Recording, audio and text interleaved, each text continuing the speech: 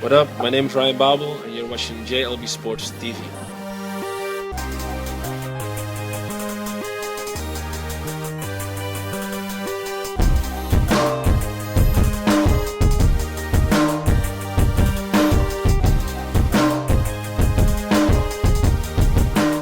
Hey everybody, welcome to JLB Sports TV. I am Justin Block. This is Greg Vazone, a good friend from the old LFCtvUSA. He came over today to watch the match with me, and we're going to give you some post-match thoughts right now. Liverpool today lost 2-1, was it? Yeah, 2-1 at the Etihad. It was a pretty cracking game.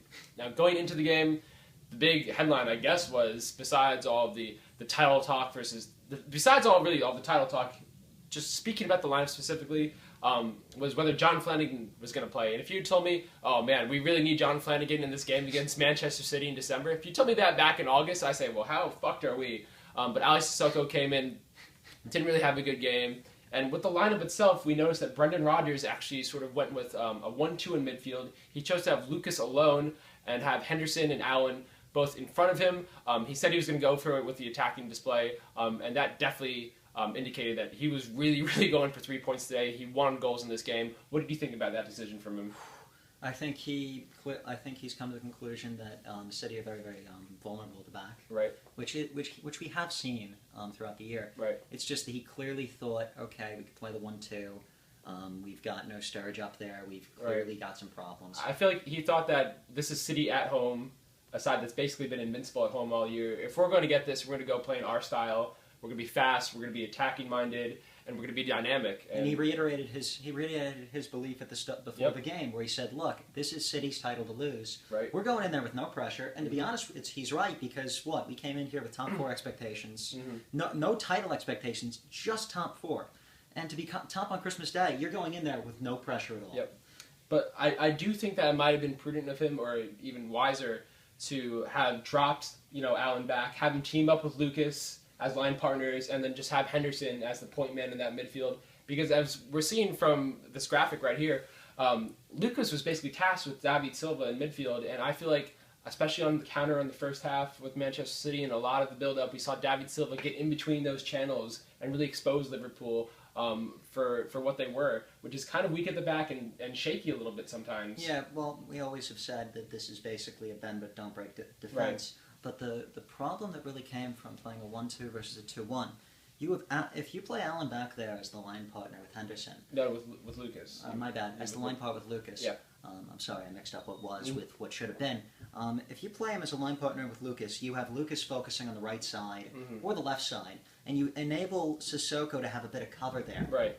You are able to cut it out and help Sissoko act as a last act. Right. If you take the pressure off of a guy who hasn't been in the lineup for over a month. Exactly. I don't even know if he's been on the bench even. I thought Sissoko was dead. Unfortunately, Flanagan's injury kind of forced us into this. Maybe you play Johnson on the left and you play Kelly on the right. Kelly clearly wasn't fit enough yet, and that was just a problem that we had. I do feel like the risk of having Lucas and Allen start together as line partners is that you put Henderson and you really expose him to Fernandinho and Torre.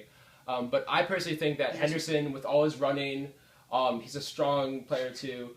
I think today he actually completed the most final third passes out of all Liverpool players today. I think he would have been up for that task. I think that Coutinho, Suarez, and Sterling take the pressure off of him. Yeah, I mean, because they combined so brilliantly throughout the entire match, and I feel like with their combinations, what do you need Joe Allen there as an extra midfielder dodging forward? I didn't think it was that necessary, just because the front three was combining so well today. It's based off of the belief that Allen was meant to go forward. Yeah. Right, and I feel like he did go forward a lot. I mean, basically, in attack, Liverpool were at three at the back. You had Lucas dropping down between the two center backs. You had Johnson and Sissoko asking. They were just wingers, basically. I had never seen Liverpool attack go that far forward, especially against a side like City. Henderson and Allen were in the box consistently. I remember for years, we were always like, why aren't the midfielders getting in the box? All these crosses are going in the box. Nobody's in the box. And we saw Henderson and Allen get into the box plenty today, really getting forward in the final third. Unfortunately, that was kind of our undoing on the second goal we conceded. Yeah. And you have all this congestion in the middle of the box. Right. You have everything going in. Nobody's getting on the end of crosses. Let's go back to the Sterling decision, though. The offside decision, which was completely atrocious. I said it immediately. That's easily the worst offside decision I've ever seen in my life. I said immediately that I thought he was on. Yeah. I thought he was on. And I guess if you look at this graphic, he was onside, but he's still just... It's 2 meters. Yeah. It's 2 meters. Yeah, he's onside. I mean, if he was offside, this graphic shows that he's offside, but that's bullshit. Funny graphic there. But Liverpool were able to get the breakthrough a couple minutes later on some brilliant passing, some combining play between Sterling and Suarez. 5 minutes later, you had this. And Henderson was the one that instigated the attack too on that left side. Yes, you get through, you get get Sterling in the clear, and he loses his touch, and Coutinho's just there. Yeah. There is no way that was meant. That's the best part. But I think with Sterling on the first goal that should have been allowed, on the second one, we're seeing him really make great diagonal runs to almost partner as a second striker with Luis Suarez in attack a lot of the times, right? Yeah, he has been making runs all game. He's been making runs for a few weeks now. Right. And you all of a sudden you see him. I think it was that goal against Norwich, and now you see him clearly coming into his own, really becoming a better player. I think with Brendan Rodgers from the outset, he wanted to see his forwards make diagonal runs to really support the front man. And Sterling, for the first time in his career, is really doing that well. So big props to Raheem Sterling for his performance today, all the movement he had off the ball. And when Victor Moses comes on later in the game, it's such a stark contrast because Raheem Sterling is constantly working on and off the ball to receive the ball and make things happen, while Victor Moses is just chilling on the touchline with basically his hands on his hips, waiting to receive the ball to make a run. So 2 different types of wingers there. And to top it off, you have all this criticism, including from me, where we said, you know what, Sterling needs a loan. He's not getting enough game time. You're plugging in him on the right wing back. He's got to be playing consistently in order to get time.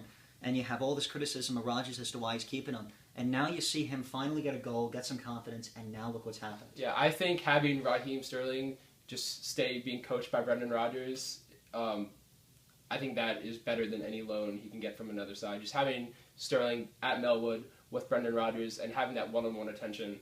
He's clearly gotten better. We're seeing him develop within the side. And he's clearly grown. Now, let's move on to the second goal. For me, I think we see freaking Martin Skrull do this like 1,000 times a match. Instead of actually jumping, he'd rather sort of commit a penalty. I don't know. How does he never get called for it? One day, he will get called for a penalty for that one day. I'm waiting for it. Maybe he'll have an own goal after that, too. Yeah. For me, Vincent Kompany is a great defender. He's a big, strong guy. He's clearly stronger than Martin Skrull, but Skrull didn't even attempt to play any defense on that one. That's just the way it is. It's a set-piece goal. He clearly tries to mark him. He just doesn't jump. I feel if set pieces never existed in the game, Liverpool would probably be top of the table by like 10 points, right? And then, was it the second goal right before halftime?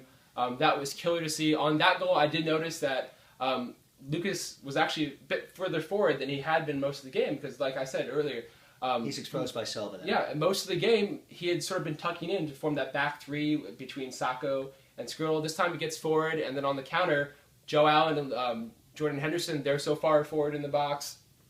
Lucas is all of a sudden forward. Silva receives the ball, and he has acres of space, and he can just do whatever he wants. And the problem with it here is you see all the players are all right next to each other. They're all bundled up. Yeah, they were all on that one right side. They're all on that one right side. They're all going for the ball. Nobody's spreading out. Nobody's playing cover. Mm-hmm. Everybody's focus is getting the ball. Nobody's going back. It reminds you a lot of the Roy Hodgson days, where everybody's bundled together. That was just not a very good defensive sequence for Liverpool. And then we saw Martin Skrull. Ball goes out. Yep. Skrull tries to play him off, and amazingly, Skrull committed because guess who allowed the channel to happen up on the left side? Ali Sissoko was so far the fuck forward with no covering back. So. You really can't blame anybody there. And Mignolet almost makes the save. I think that was just a team blunder for me defensively. Yeah, and people were saying, "Oh, Mignolet's at fault at the end." They were making that comment.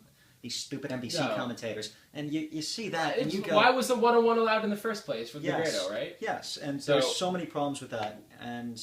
Just that goal changes the game because I think if you go into half 1-1, that's totally different mentality. Everybody's going to go for it. You're going to see at least a couple more goals in that game. Right. But the 2-1 enabled City to sit back, enabled City to play. We did see in the second half, City kind of just chilled outside of a couple of really great bursts forward. They were content with letting Liverpool have the majority of the ball, right? Yeah, you see them sitting back. You see them waiting to play on the counter. Right. Play with a bit more comfort. And that goal just completely changes the game. But you know what? It does not change the season at all. I did like how Liverpool played in the second half, though. They did go forward. They did try to go forward. Yep. And what's amazing is this. At this point, you had Ali Sissoko, you had Victor Moses, and you had Iago Aspas on the pitch, and you're still going for it. Yeah. And I do think that's something that we will address in January in the coming months. And this is really what separates Manchester City and Chelsea between Liverpool, for me at least right now. I do think that when our best starting 11 is against their best starting 11, we can give them a fight. But we're bringing we're bringing Aspas and Victor Moses off the bench, and City have Eddie Dzeko just waiting in the wings. So I do That's what happens when you have $1 billion versus a couple hundred. But the thing is, Lord help the EPL if John Henry just drops a stack on Brendan Rodgers come January, and we go out and get another great attacker. I'm going to tell you this: we're going to be in the top 4. He's going to invest. He's going to say, "Look, you make your run now. Yeah, this is your chance." Yep. So I do think this was a good display for Liverpool. We showed that we are, I think, legitimate title contenders on a big stage. We didn't show ourselves at the party. This was basically the party. We're going to show. We're see if we belong here. We didn't get drunk and throw up on a girl. Outside of maybe fucking up on karaoke, like we held our own and had a good time there. So that was my shit analogy for the day. My stud and duds of the game. I'm going to go stud.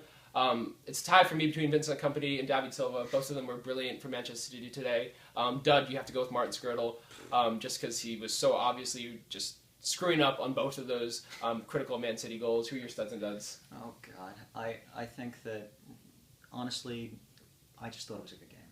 I really couldn't come up with one. No studs and duds for Greg Vazone.